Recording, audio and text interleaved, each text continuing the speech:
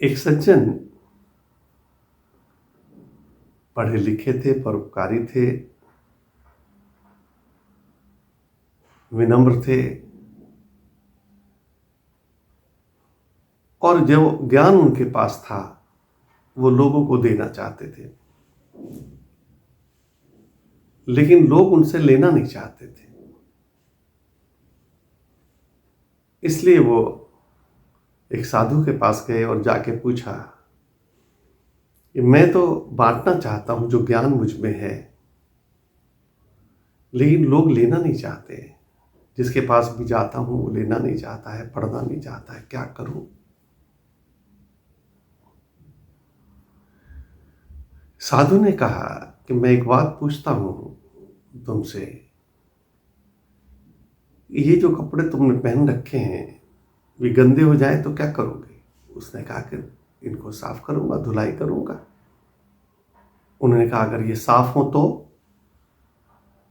उसने कहा अगर साफ हो तो फिर उसको दोबारा धोने की जरूरत क्या है? फिर दोबारा नहीं धोऊंगा। ये तो तभी धोऊंगा जब वो गंदे होंगे, उससे पहले नहीं। साधु ने कहा कि बस यही बात जानने योग्य है आपके। जो लोग समझदार नहीं हैं, जो लोग उल्टे रास्तों पर जा रहे हैं,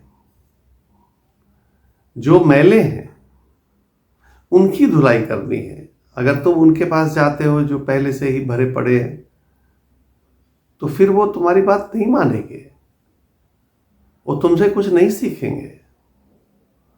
वो तभी सीखेंगे जब तुम उनके पास जाओगे जो लोग चाहते हैं पढ़ना, जो लोग चाहते हैं कि हम किसी जगह पर पहुंचे और नहीं पहुंच पा रहे हैं अज्ञान के कारण। उनको ज्ञान जरूरी है, उनको ज्ञान दो। लेकिन जो पहले से ही ज्ञानी हैं या बहुत अपने को अक्लमंद समझते हैं, या वो अपने को ऐसा समझते हैं कि मुझे अब किसी ज्ञान की कोई ज़रूरत बाकी नहीं है, उनको मत दो। तुम उनके पास जाते ही क्यों हो?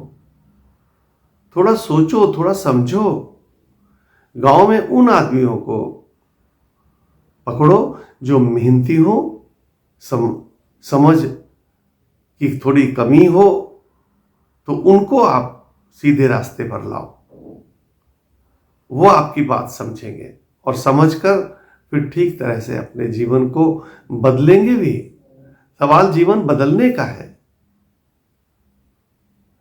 लेकिन तुम अगर उन लोगों के पास जाओगे जो पहले से ही अपने को बहुत बड़ा समझते हैं या हैं, तो तुम्हारी बात ज्यादा आगे नहीं बढ़ेगी।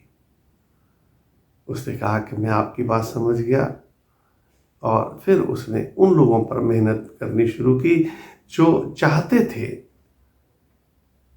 कि हम किसी तरह भी उस प्रभु तक पहुँचें, किसी तरह भी हम थोड़ा अध्यात्म को, थोड़ा संसार को समझने की कोशिश करें। फिर उन लोगों में जब गए तो फिर उन्होंने देखा कि कई लोग उनके साथ हो लिए, कई लोग उनकी मदद करने के लिए भी साथ हो लिए। अगर हम उन लोगों पर मेहनत करते हैं तभी हम कामयाब रहते हैं, नहीं तो जिनको ज़रूरत नहीं उनके पीछे जाने का कोई मतलब नहीं है। तो अपने जीवन से जो भी हो सकता हो परोपकार ज़रूर करो, लेकिन उनके ऊपर जिसको इन चीज़ों की ज़रूरत हो। धन्यवाद।